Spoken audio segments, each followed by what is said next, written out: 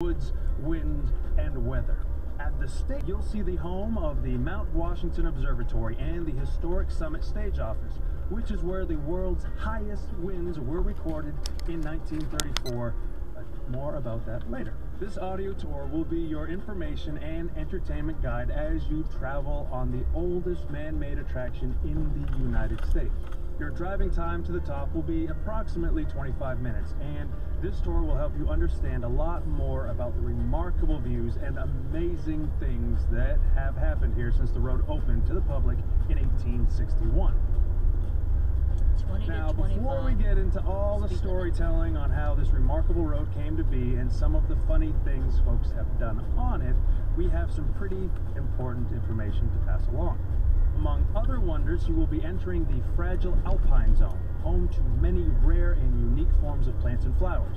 There will be many opportunities to stop your car and walk around, so please take care to leave these special environments as you found them. It is only because others have been thoughtful in past generations that these small, endangered treasures are still here for us to enjoy. So if you watch your step, future generations might have the same opportunity. It is only through our continued stewardship that we can protect and preserve the resources that we all treasure. Now just imagine that this road opened to the public in 1861, and the scenes which are about to unfold before you have remained unchanged since then.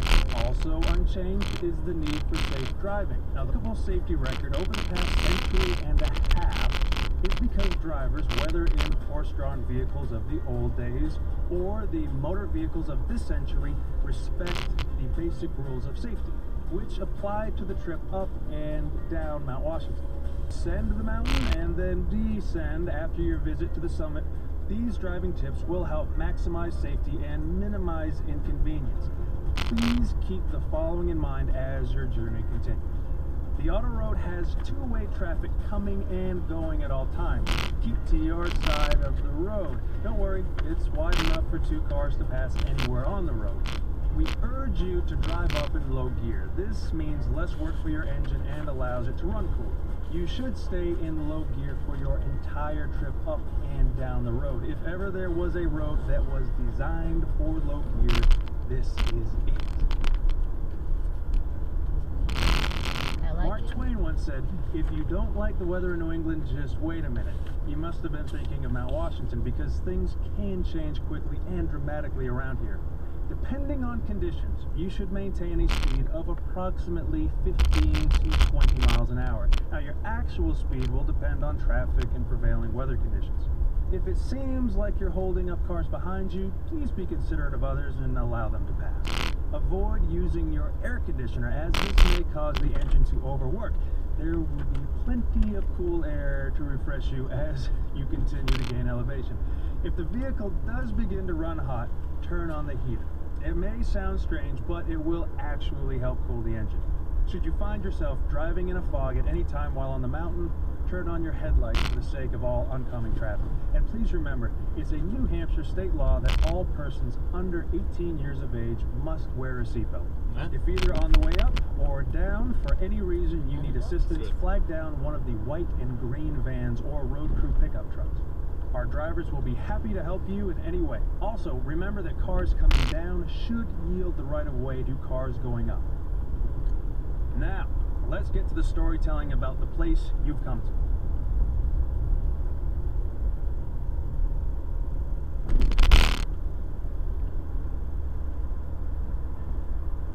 The creation of our road to the sky all began back in 1853 when the New Hampshire legislature granted a charter to General David Macomber to build the 8-mile road to the summit. It was a challenging task he set for himself, to say the least, but he had a vision. See, the White Mountains were beginning to gain a reputation as a destination resort, with grand hotels catering to wealthy travelers for the summer season. His path to the top of New England would surely be the high point of any visit to the North Country. And your presence here today confirms just how right he was. Anyway, one of the first of these grand hotels was the Glen House, which was located at the base area from which you began your climb. This hotel and 3 others burned to the ground over the years, around the turn of the century and after, though the base area is still referred to as the Glen, as it always has been.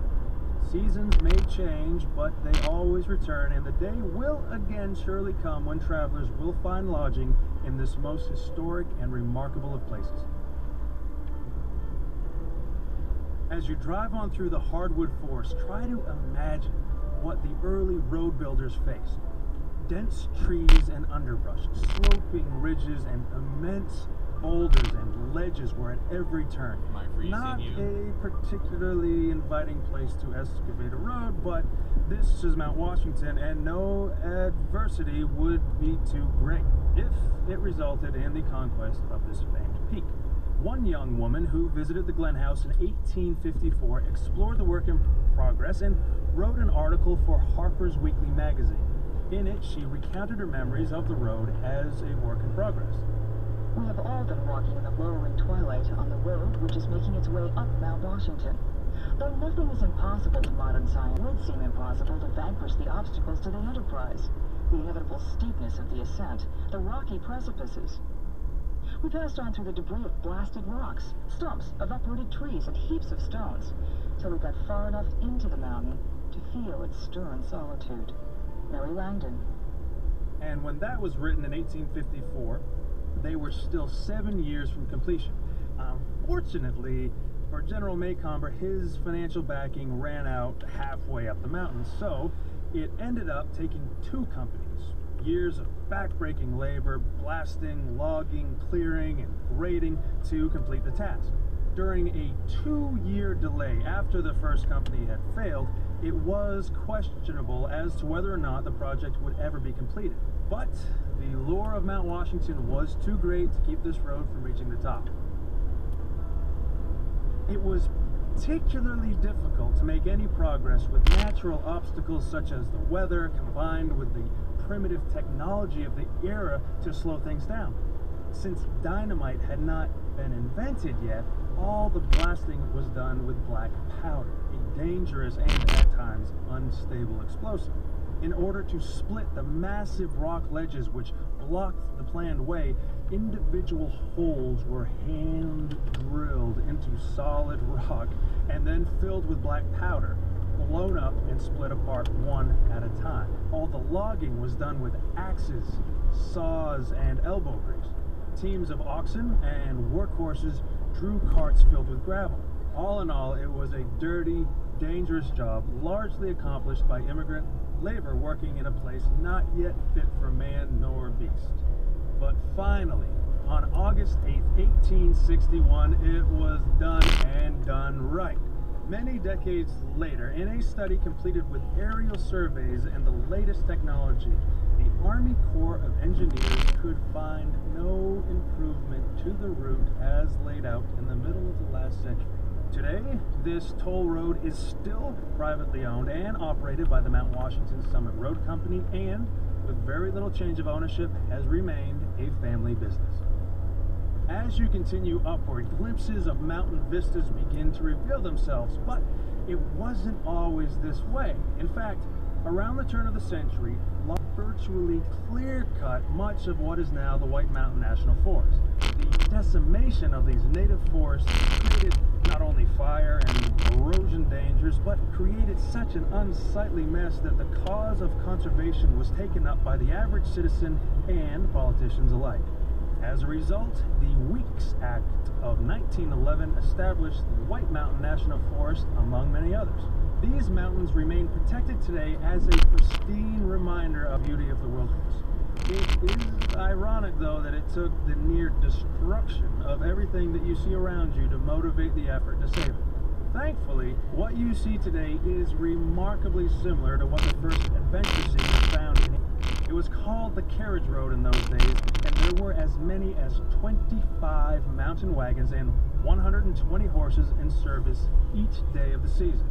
These mountain wagons were specially designed and constructed for the carriage road by the Abbott Downing Company in Concord, New Hampshire. This company manufactured the famous Concord stagecoaches, which, aside from being shipped worldwide for use in commerce and transportation, were used in practically every Western movie ever made. The carriage road